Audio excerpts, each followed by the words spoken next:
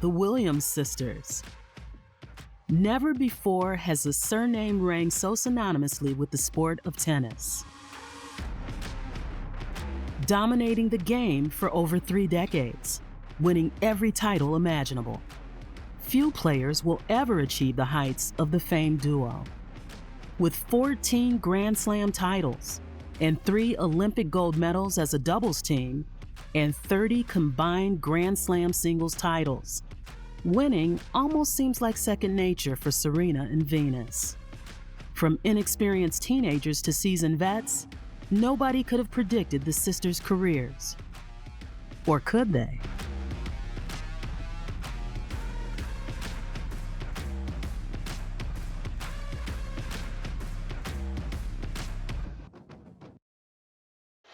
Welcome to viewers from British Eurosport. It's an amazing sound here. A crescendo of boos for Serena Williams. And there's Father Richard coming down. It's quite amazing. Joe Jury alongside me, Simon Reed. There's Venus. And the crowd, an American crowd, booing an American family. And you have to say that it does smack of a little bit of racism. Oh, wow, I'm just speechless. I've never heard this before, ever, and I've been on the circuit, or was on the circuit, for quite a long time.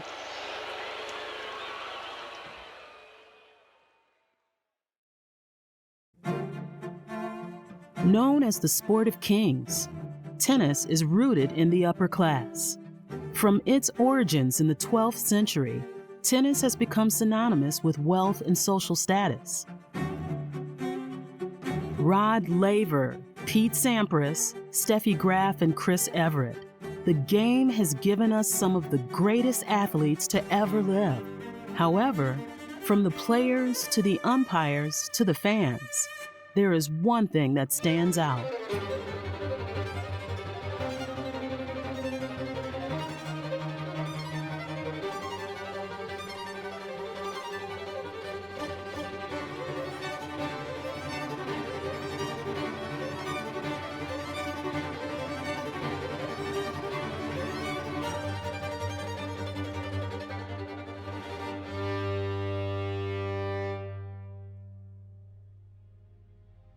I think tennis is still perceived as a bit of a posh sport, a bit of a middle-class sport. So that one of the reasons for that is its royal roots, if you like. It started off, as a real tennis and things like that. And it's got a royal connections in that respect. Tennis is a sport that started, history has it started the monks playing in French monasteries in the 12th century, a game called Jeu de Paume, which was they were hitting a ball with the palm of their hands in the cloisters against the wall. Now this developed in the 16th century when they started playing with rackets, and that's when the Royal Association started. Henry V and Henry VIII really loved the sport. There are perceived barriers to it, so it's perceived as a middle-class white sport. So there weren't many role models for the Williams sisters to go into. Also, it's an expensive sport, so it can be an expensive sport. You've got to hire courts, you've got to buy rackets, and then once you've started, you reach a level, junior events, you go round, you've got to travel around to play these different events all around the country and then internationally. So there are these barriers that prevented many people entering the sport before them. This is Hollywood, a fantasy land of glamour and beauty. Its stars are jewels in the golden setting of exquisite homes, monumental studios, and sparkling atmosphere.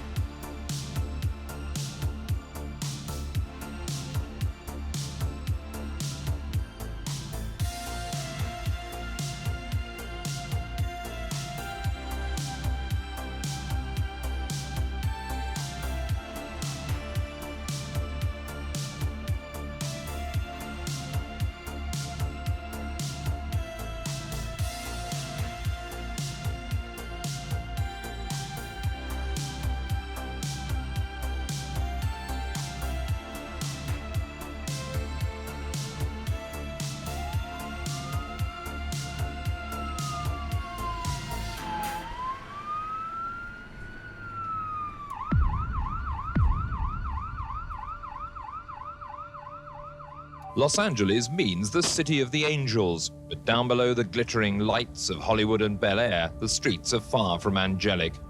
For just a few blocks from the Olympic sites and the tourist hotels, the glamour quickly gives way to the grubby world of gangland. Los Angeles has the worst gang problem in the States, with some 20,000 thugs dedicated to violence. I mean, going to jail back and forth, I mean, killing, and also watching brothers get killed. I mean, it can take a toll on your life. It can take a toll on your mind. You're just standing right next to a brother and you just see him get his head blown off. Although only 20 miles from the glamour and glitz of Hollywood, Compton is a world away. The 1980s were difficult times for the city of Compton. Having exceeded the middle-class bliss of the 60s, Compton had become a hardened working-class hub, tarnished by gun violence and drug dealing by criminal gangs. On Saturday night recently, 5 people died, all of them victims of what they call here drive-by shootings. To me, it's very shocking to talk to these youngsters, and I'm talking about a 15 or 16-year-old young man that has the ability to go by and just indiscriminately fire a weapon, not really caring if an innocent bystander is struck, and then not feeling any sort of remorse for it. Growing up in the chaos and poverty that was 1980s Compton, the Williams sisters were determined from a young age to not be another statistic. And with encouragement from their father, Richard, the girls chose their path. I mean, the film, King Richard, the Oscar-winning film, shows a little bit about this history and how he took them, the 2 sisters, onto these tennis courts, public tennis courts in Compton and LA, and coached them and coached them and coached them and turned them into stars. He did it in a different way, so not only that's the traditional country club way of doing it, also during their younger years, he decided they weren't going to play junior events. You know, the events that's the traditional path. You play against contemporaries, people of your age. You learn to play, you learn to win. That he didn't decide his daughters wouldn't do that. He wanted them to have education as well, you know, a formal education. He wanted them to be at home. He wanted them to learn, and then when the time was right, he released them on the tennis world. I put that one so long ago, Serena. Me too. Here's a question I'm sure you've been asked more than once. Yes. What do you want to be when you grow up? Tennis player. I like to be a tennis player. If you were a tennis player, who would you want to be like? Well, I like other people to be like me. That's a good answer.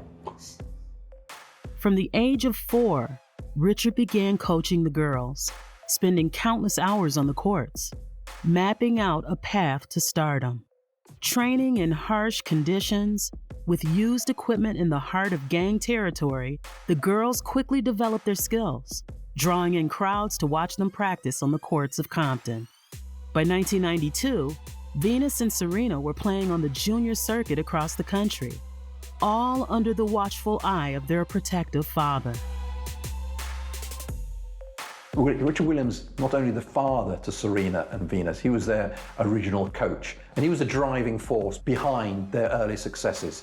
So there were barriers to, you know, African Americans, people of color, accessing the sport. He decided that it was an investment, it was a job, and the money could be made out of this. So he decided to train champions, and he took that on himself. Very confident. I'm very confident. You say it so easily.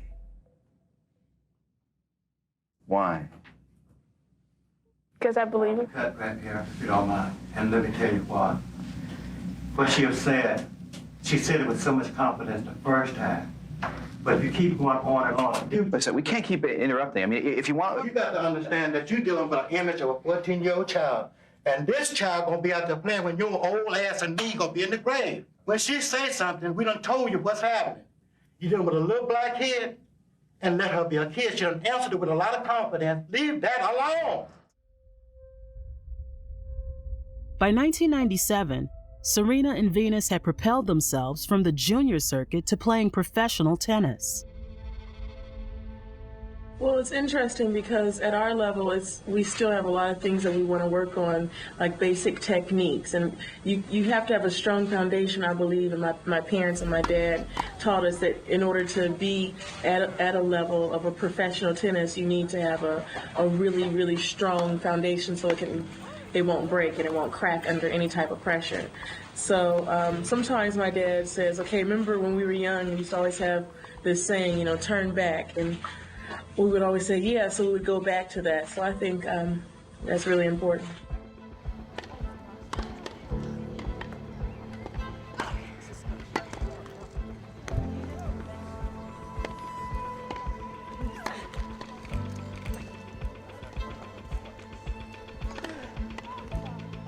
Making their mark early, Venus reached 5 quarterfinals, 1 semifinal, and 1 final at Grand Slam tournaments in her first 3 years.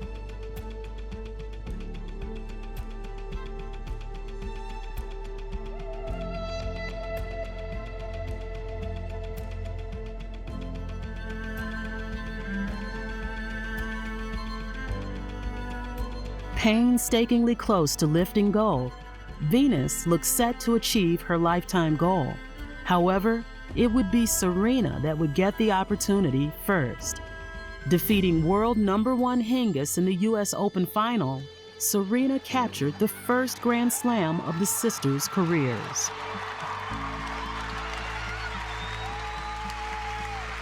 It is my great pleasure to present to you the 1999 US Open Women's Singles Trophy to Serena Williams. Ladies and gentlemen, the 1999 US Open Women's Singles Champion, Serena Williams.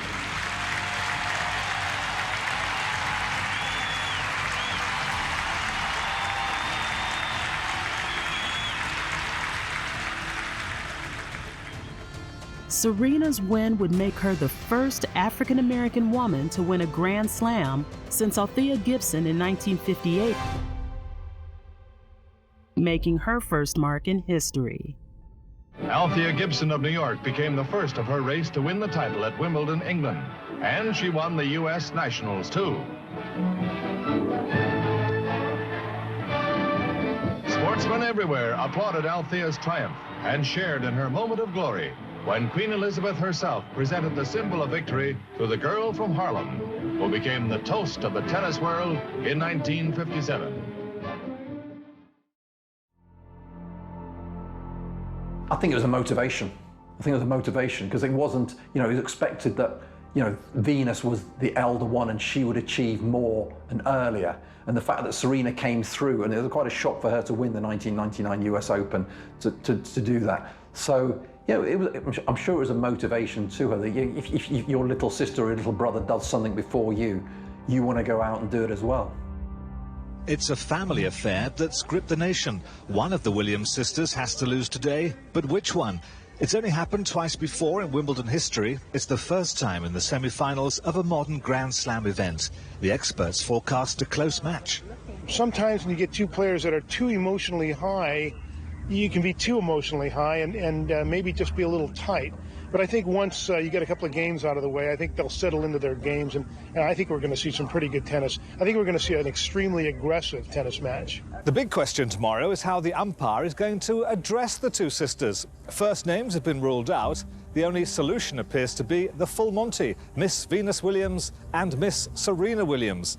Well, all the excitement over the sisters has rather overshadowed the men's quarterfinals this afternoon. I don't know, they just have a presence around that no one else seems to have. For once, though, it was a less than glamorous entrance for Serena and Venus, the brightest stars of the ladies' tournament. I'm feeling pretty good about today. I'm ready to go home. Which of these two remarkable women would you put your money on tomorrow? Well, I picked Venus to win the tournament at the beginning, so I got to stick with her now. I like her serve. I like the fact that she's a little more mature, a little more experienced, but Serena has been playing the better tennis, but she hasn't been playing anybody. Now, of course, these two are sisters. They're very close. They clearly love each other very much. Will they be able to be aggressive enough on court tomorrow against each other? Well, they do, but they say that when they're on the court, they're not related. Their previous 4 matches have not been very good to watch because there's a tremendous psychological block in there. You can't deny that. But I think as they play each time, they realize they're professional athletes. They're watching, the world is watching now. So how is this playing out in America? Has it gone Wimbledon crazy over there? Very much so. This is a bigger story in the United States than Agassi or Sampras. And if one of them wins the title, woo, well, no black person, no black American has won since Althea Gibson among the women in 1958. I know when I had to play my brother John, we tried to be friends, but when we got on court, we obviously had to try and win and beat each other. After the match, well, we go and have a drink. If I won, I would buy him a drink and vice versa. So it's going to be tremendously tough for both girls, but I just got a feeling Venus is going to come through on this one. Whoever comes through this afternoon's semi-final, the Williams family will be the winner. And of course, both Venus and Serena could yet appear in a final together in that ladies' doubles. I hope that they both could win, but I know that can't happen. To see where we come from out of the worst ghetto, to be here at the finest club in the world, it's just phenomenal. In other words, if I was writing a script for a movie, I would say it'll never happen.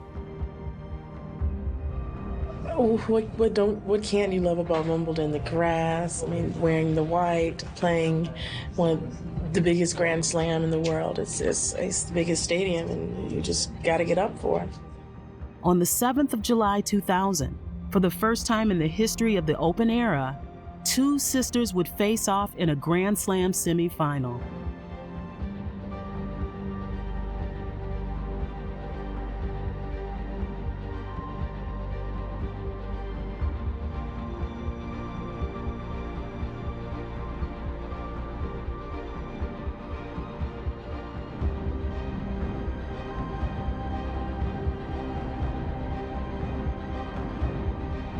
From the public courts of Compton to the grandest stage of all, only one of the sisters could make it through to the final.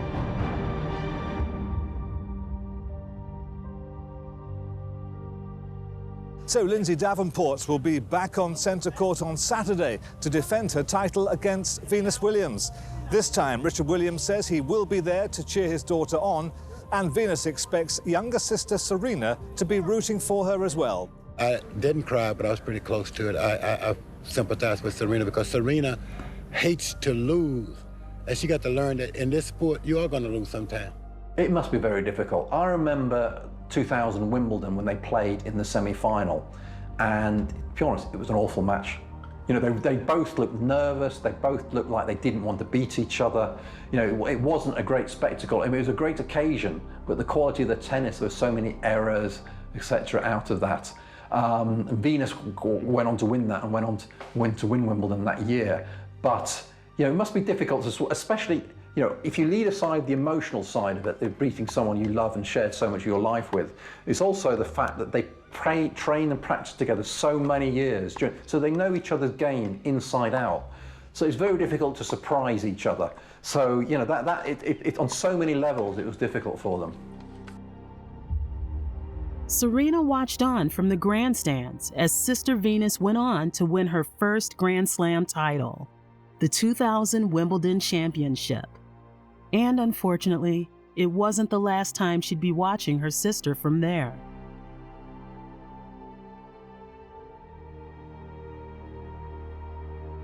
On the 9th of September 2000, Venus won her second Grand Slam title, the US Open. 10 months later, she would go on to win her third Grand Slam title. However, Serena wouldn't have to wait long for another chance at glory, when the 2 sisters were scheduled to face each other in the Indian Wells semifinal. 4 minutes before the match, Venus pulled out sparking allegations of match fixing and racial abuse towards the sisters and their dad. Game cluster. But Serena has been put out. No doubt about it. Kleister leads 2 games to... But I don't like it. I don't like the atmosphere at all. I do think it smacks of a certain amount of racism by a certain proportion in the crowd, and that is distasteful. Serena would go on to say, "I looked up and all I could see was a sea of rich people, mostly older, mostly white." Although she won the match, Serena felt more disconnected from the sport than ever.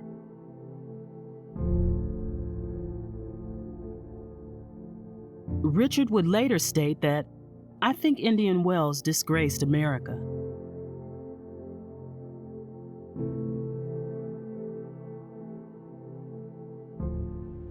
After the controversial Indian Wells tournament, allegations of match fixing continued as people began to question the sisters' other encounters. However, on the 10th of September 2001, the sister had a chance to prove the world wrong when, for the first time in open-era history, two sisters would face each other in a Grand Slam final, the 2002 U.S. Open.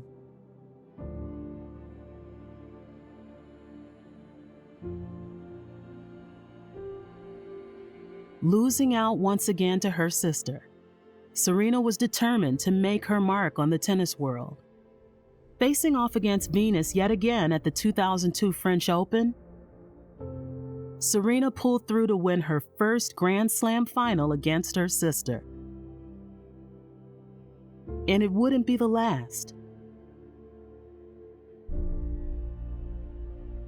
Meeting each other yet again at the 2002 Wimbledon final, Serena once again beat her sister in a tightly contested match. At the final Grand Slam of the year, the Australian Open, Serena and Venus met once again in the final. Winning the match, Serena now held 3 out of 4 possible Grand Slams and had the chance to do the unimaginable when she faced her sister once again at the 2003 Australian Open final. Serena prevailed in a tightly contested match, winning by tiebreak to claim 4 out of a possible 4 Grand Slam titles, dubbed the Serena Slam. So to hold all 4 Grand Slam titles simultaneously shows not only your mastery of all the 3 surfaces in the 4 Grand Slams, it also shows your consistency during this period. You know, it's so easy to have a bad day and an off day and someone else comes out and plays out of this world and beats you. She was able to do that for a consistent period. The night before, they'd been turning heads at the Wimbledon Champions Ball and were as pleased with their performance there as at the tournament itself. Serena also, I think Serena enjoys the limelight a little bit more. I think she's more at ease in press conferences. I think she enjoys that side of it slightly more. Where Venus is slightly more guarded, I don't think she enjoys sharing so much. Red carpets, charity events, and gala dinners all became the norm for tennis's newest stars. Some people suggest that you've got so many outside interests that tennis has become more of a hobby. How do you react to that? I think that basically you just have to listen to what Serena and I say. Any other person's suggestion would just be opinion.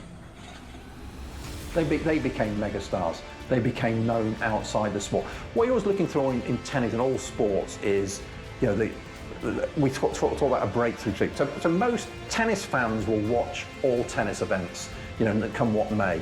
Now the sports fans who have got a general interest in sport will watch, you know, the Grand Slams, the bigger events, as well as the tennis fan. Now what Serena Williams and Venus Williams did to help transport the sport is to make it the crossover to have an appeal for everyone in society. So everybody wanted to know what they were doing. And Serena's achievement of the Serena Slam in 02-03, winning Wimbledon without dropping a set, I mean, that impact in the UK, that made her into an instant star. The way she did it as well was just a style of tennis which made people step up, look up and think, wow, that is something else. I've never seen anything like that before.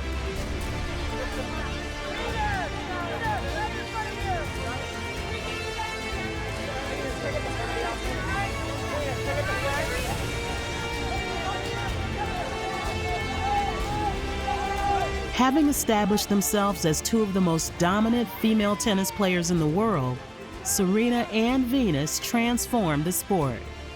Taking on major brand deals with Nike and Reebok, the sisters have become the biggest names in the world of tennis.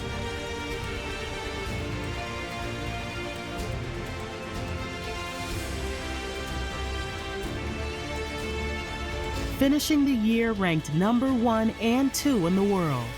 I think it reflects the consistency of your performances as well. So, I mean, the Grand Slam, you go down in history for winning Grand Slams, your name will always be there. But if you're a #1, get to become world #1, and certainly at the end of the year, to say you were the best player in that year, you need to to get to world #1, you need to perform on all the surfaces. You can't just be a clay court specialist, you can't just be a grass court specialist. You've got to perform all around the world, all through the year. So that's why people value that honor. The sisters were now 2 of the biggest names in tennis. By the end of 2003, Serena had claimed 6 Grand Slam titles compared to Venus's 4, dominating the sport with an unstoppable serve like nothing the tennis world had seen before. I don't think anyone dispute she has the biggest serve in the history of the women's sport, and also, has dominated it during certain periods like no other player. So she has been, when she's been fit and mentally tuned in and able to, she is undoubtedly the best player in the world. Shortly after winning her 2nd Wimbledon title, Serena suffered a partial tear of her quadriceps tendon in her left knee, requiring surgery. At the same time, Venus suffered an abdominal injury requiring her to step away from the game. At the heartbreak of the U.S. fans, neither Venus nor Serena competed in the 2003 U.S. Open. Yeah, the U.S. Open's the last event of the year in August, September. It's in New York City. It's also the noisiest one. That, for me, of the US Open is the buzz of the crowd. So there's this thing at Wimbledon where they say, quiet, please, before play. They like to perfect silence.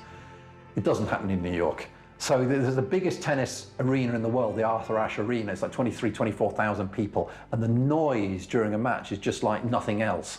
So there's that constant hum and the street, the vendors, the hot dog sellers, all that. That's the smells, everything. It's just like nothing else for me. And the crowd get into it as well. And the crowd can give players a hard time or get behind the Americans or something. The crowd atmosphere is very special at the US Open. Justine Henin went on to claim her first U.S. Open title as the sisters struggled to return to winning form. They have been unlucky, and I think they would have won an awful lot more if they hadn't suffered these injuries. They've kept going. I mean, that's the big thing about this Williams sisters had. They've had various chances during their career to say, I've had a great career, thanks very much, I'm going to leave it now. But they've had this, inner drive, inner belief to keep coming back. I think that differentiates the great sports people that go on and win again and again, and have the motivation to do that and overcome obstacles like that. I think that's one of the defining things about their careers. We definitely will miss tennis one day, but not anytime soon, because Venus and I were like, okay, we're going to keep playing. We've had a lot of time off in our careers, so maybe we can just keep going and keep doing some more. On the 14th of September 2003, the sisters were forced to deal with a different type of loss. The loss of their half-sister, Yatande Price. While Serena and Venus had been conquering the tennis world, Yatande had stayed in Compton, finding success as a nurse, opening her own business, and working as a part-time assistant to Venus and Serena. However, on the night of the 14th of September 2003, in a case of mistaken identity, Yatande was shot while in the passenger seat of her car. The Williams family had fallen victim to the exact environment they had escaped over 10 years previous. On Saturday night recently, 5 people died, all of them victims of what they call here drive-by shootings. To me, it's very shocking to talk to these youngsters, and I'm talking about a 15 or 16-year-old young man that has the ability to go by and just indiscriminately fire a weapon, not really caring if an innocent bystander is struck, and then not feeling any sort of remorse for it. The death had a profound effect on Venus and Serena, who were already struggling to get back to winning form.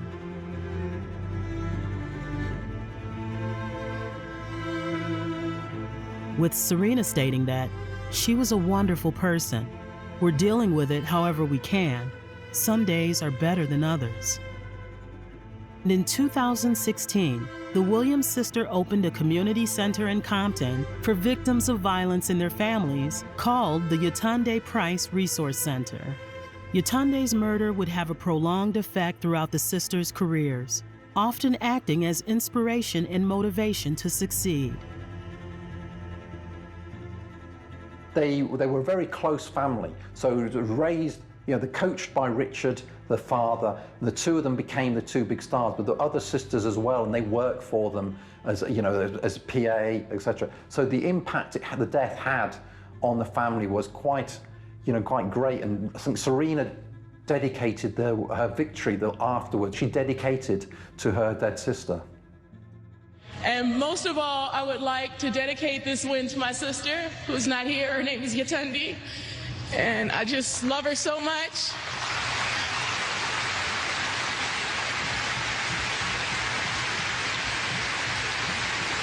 I'll try not to get teary-eyed, but a couple days ago I said, if I win this, it's gonna be for her, so thanks, Yetunde. Spurred on by her sister's death, Serena won her first Grand Slam title in 2 years, as well as completing a near-impossible feat, winning the tournament as an unseeded player. If you're unseeded, you can play anybody at the beginning of the event, so you can draw the #1 seed in the first round. Now, if you're seeded in an event, the top 32 are seeded. The idea is you get an easier introduction into it. So your first 2 rounds, you will draw an unseeded player. By definition, they're not ranked as high, so it should be easy, and you'll ease your way into the tournament. So being unranked is very rare, and the times it's happened, when Serena did it, when was that, 2007 Australia, was it? That's when she did it, and she was ranked number 81 at the time. They're memorable. You can identify when it's happened because it's so rare. Serena had the chance to build on her success when she faced Daniela Hantuchova at the 2007 Wimbledon tournament, a match that would go on to epitomize her career. The green grass at Wimbledon is a different look from the hard courts and the clay as well. Certainly British society and British sport, it has a very special place as well. So tennis is a popular sport in the UK. I wouldn't pretend it's the most popular sport, but for those 2 weeks, and especially when there's not a big football tournament on, it's the biggest sporting event in the country, arguably the world.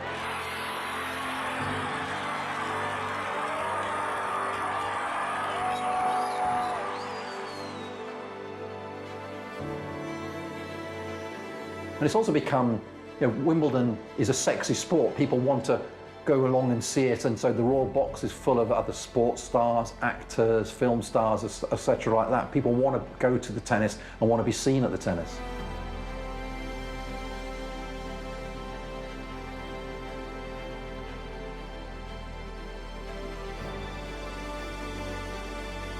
Serena's starting to cramp here. She is. Serena's cramping. Left calf. 30-50. And that, we are, from our location, very close to that, and it's visual, very visible that her left calf was up in a ball.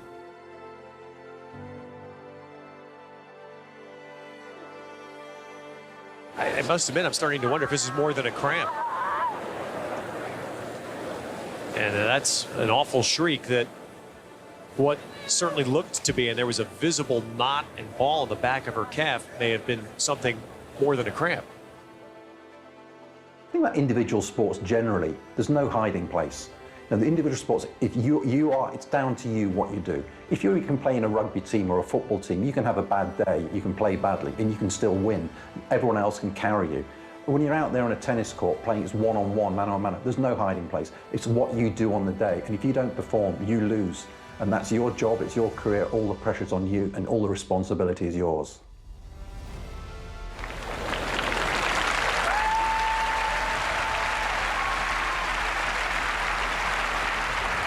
I cannot imagine Serena Williams coming back from this.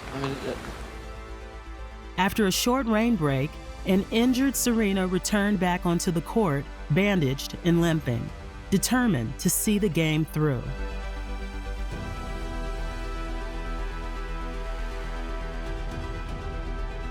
Just refused to give in.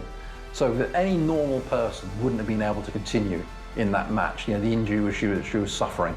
But she She got a little bit lucky with the rain break, etc. as well. So, but she managed to get herself strapped up, and go out again, and then come back out and win that match, defying sort of medical science, if you like. So that, I think that kind of performance showed how different she was, how special she was. I mean, the extent of her injury was she lost in the next round, just basically she wasn't fit. So how she managed to get through that match against Andrikova, given the injuries, is sheer adrenaline and sheer will to win. Although Serena's injuries prevented her from yet another Grand Slam title, sister Venus prevailed to claim her 4th Wimbledon title and 6th Grand Slam overall, setting the sisters up for one of the greatest periods in their careers. Between 2008 and 2010, Serena and Venus dominated world tennis. Between them, they took home 6 out of a possible 12 Grand Slam titles. This meant that for 3 years, half of all Grand Slam tournaments were won by a Williams, making them 2 of the most decorated players on the WTA circuit. The Williams sisters were back. Not only were the sisters at the height of their careers, they were also changing the very fabric of the sport. I think that Serena Williams has dominated women's tennis ever since her first Grand Slam win at the 1999 US Open, along with her sister. You know, there's nobody to compare with her and her sister. And there's still the person that everyone wants to see, everybody wants to know their result. I always make the comparison with Tiger Woods and his impact on golf, and similar unusual backgrounds, in fact, that we're not used to having an African-American dominate that sport. And so they changed the way that it became sexy, it became more than just, golf and tennis have got these perceptions of being quite stuffy, middle-class white sport. Though Tiger Woods for golf and the Williams sisters in tennis have changed that and changed it for the better.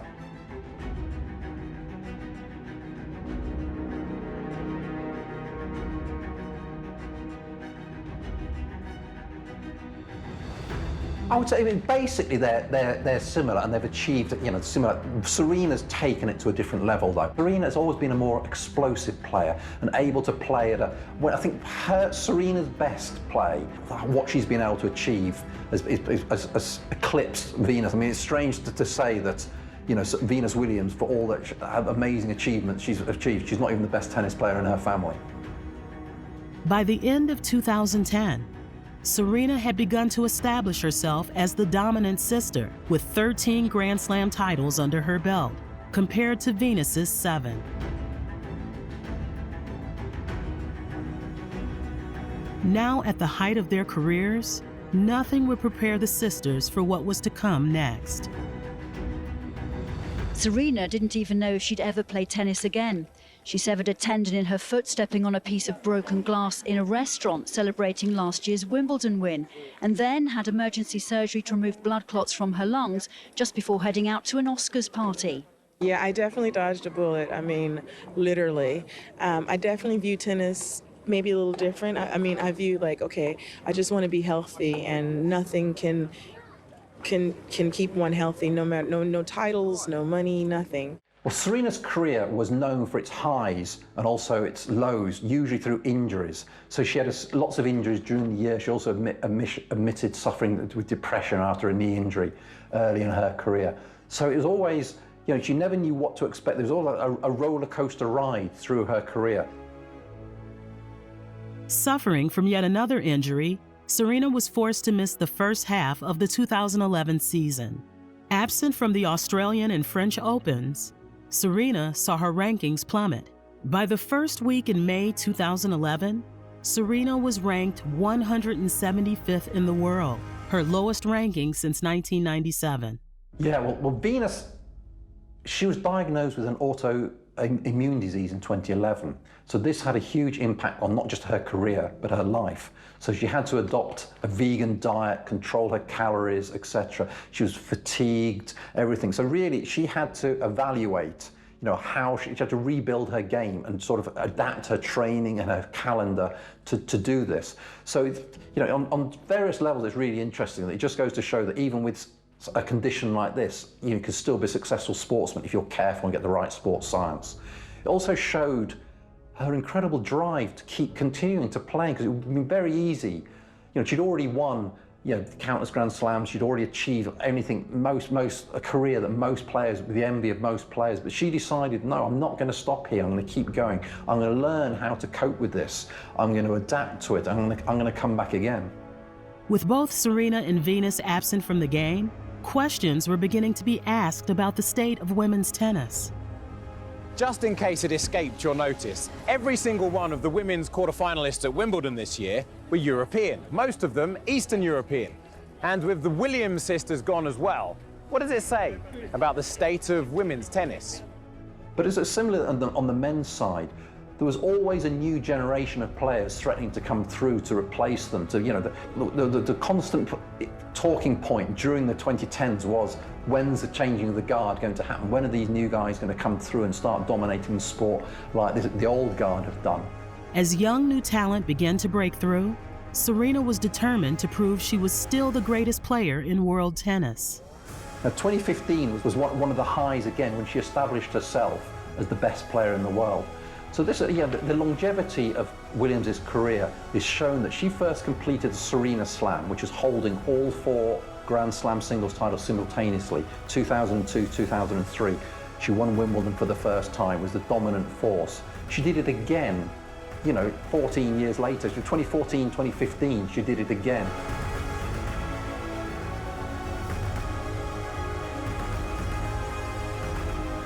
By the end of 2015, Serena has cemented her position as the #1 player in the world. So you could argue that her game in that period, in 14 and 15, was the best she ever had. So when she was in 02, 03, she had the youth, she had the athleticism, explosiveness. 2014, 15, she also had game plan. She knew what she was doing. She had the experience to do it, and she was, she blew away everyone else. Next year, something I definitely want to continue to do is just really focus on breaking records in the Slam. Having completed her second Serena Slam, Serena had the chance to make history and complete a calendar year Grand Slam when she reached the 2015 US Open final. Losing in a shock defeat to Roberta Vinci, Serena would go on to lose another 2 consecutive Grand Slam finals, the Australian and French Opens. However, she didn't have to wait long to achieve her goals, when on the 9th of July, 2016, Serena claimed her 22nd Grand Slam at Wimbledon, equaling Steffi Graf's Open-era record for Grand Slam titles in weeks at #1. On the 28th of January 2017, the tennis world was treated to a match they had longed for, when the sisters were scheduled to face each other in the Australian Open final. Well, 27 Australian Open is known as the Golden Oldie Grand Slam, because on the men's side you had Roger Federer and Rafa Nadal reaching the final. On the women's side you had Serena and Venus reaching the final. It was like the throwback Grand Slam. It was like a time warp going back 10 or 15 years. It was the first time that they'd met the sisters had met in a Grand Slam final since 2009 Wimbledon, and they renewed their rivalry again. I don't think many people expected to see them back again, so for various reasons. Championship point for Serena Williams.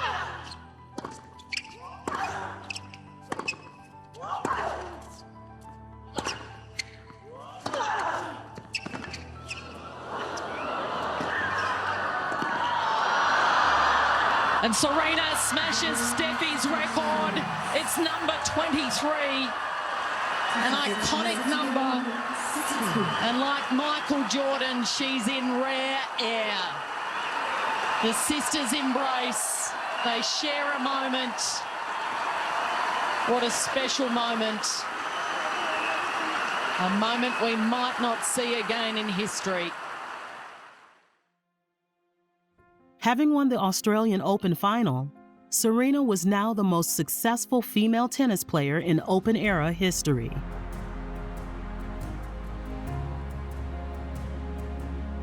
Boasting an impressive 23 Grand Slam titles, etching her name into the history books. Her success between 2015 and 2017 was unlike any player in history, reaching 7 Grand Slam finals and 2 Grand Slam semifinals, claiming 5 out of a possible 9 titles. Everybody wants to be the greatest of all time. So you're known as the GOAT, and the most objective way of defining who is the best player is the number of Grand Slam titles. So everyone can have an opinion on who's their favourite player, who's your favourite backhand, who's the funniest person, whatever like that. If you want to get down to the cold hard facts, it's how many Grand Slam titles you've won. So Chris Evert and Martina Navratilova both won 18. They ended up their careers on the same level. Steffi Graf, came past them and won 22 in the Open era. So for Serena to overtake those 3 was a hugely significant event, in the context of what the history of Open tennis.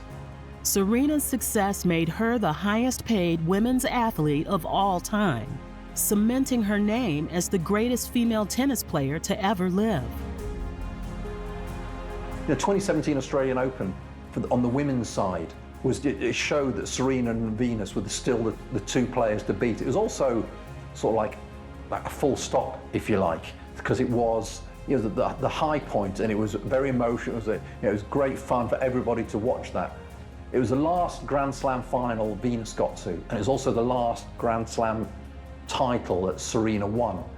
So it came out after the event. She was actually 8 weeks pregnant with her first child. So she gave birth later that year, and she came back and she got through to 4 Grand Slam finals and never won one of them. So the 2017 Australian Open final, on the tournament generally, is just remarkable. Having given birth shortly after the 2017 Australian Open, Serena took time away from the game, returning 8 months later, after a number of pregnancy-related health issues.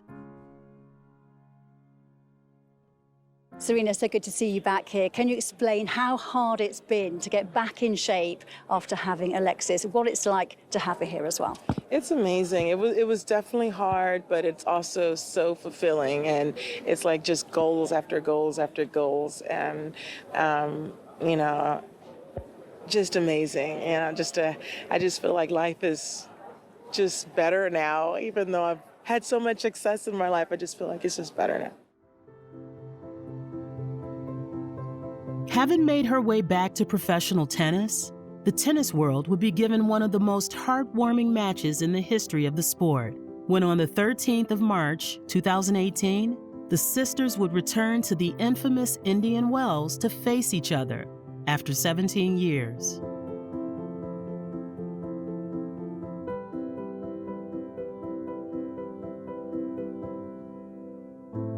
"17 years on in the same arena where these 2 legends of the game were scheduled to meet. Tonight they come together again. This time it is safe to say the atmosphere is one of love, joy and positivity for 2 sisters who have transcended a sport, Venus and Serena Williams." Their return to Indian Wells reflected the admiration they had built up over the course of their careers. The 2 young teens who were once booed out of the arena were now welcomed with standing ovations and applause. Venus and Serena Williams are 2 American tennis players who have changed the face of tennis during their career. They're African-American players who have dominated the sport over the last 20 years and made tennis, change it in the way that the physicality of the sport and the access to the sport, and become 2 of the greatest players of all time. With careers spanning over 3 decades, winning a combined 30 Grand Slam titles, it's hard to say if any players will ever come close to the success and longevity of the Williams sisters. So Pete Sampras retired when he was 32, and that at the time was seen as quite normal. 32, 33, early 30s, that's your career done. We've now got Serena Williams and Roger Federer. They played into their 40s, which is just remarkable. After 27 years of tennis, in September 2022, to the heartbreak of tennis fans all over the world, Serena Williams announced her retirement from the sport. It's always difficult to decide for these top sports people when to say goodbye and choosing the right moment. There's also, you know, you want to go out, you're still enjoying the sport, but you don't want to be losing every week and sort of, tainting your legacy is probably too strong, but you want to be remembered as a great player. So there's always this balancing act, was playing as long as you still enjoy it and you still feel you can achieve something, and retiring before you still lose some of your great powers. So I don't think it's going to be long for Venus either. I think the time to retire is when you're just going backwards and the level of the game is you can't maintain it or you can't improve, or when you've had enough. So I'm at neither of those points yet. And I don't think we'll ever see their story again. So it's not just the fact that they've dominated, tennis for over a couple of decades, and not only the way they've performed on the court, it's the social impact of it. They've changed the sport, they've changed the perception of the sport. They have become role models for the African American community, people of color in the United States and around the world. And they've also developed and used their platform to speak on political issues. And now Serena, has got an investment company. She invests in different companies. She's one of the investors in the LA women's football team. She wants to empower other women in the future. So I think they've had an impact beyond tennis in society in a positive way. As the sisters' careers come to an end, the legacy left behind is undoubted. Two icons in the world of tennis, an unrivaled story which we are unlikely to ever see again.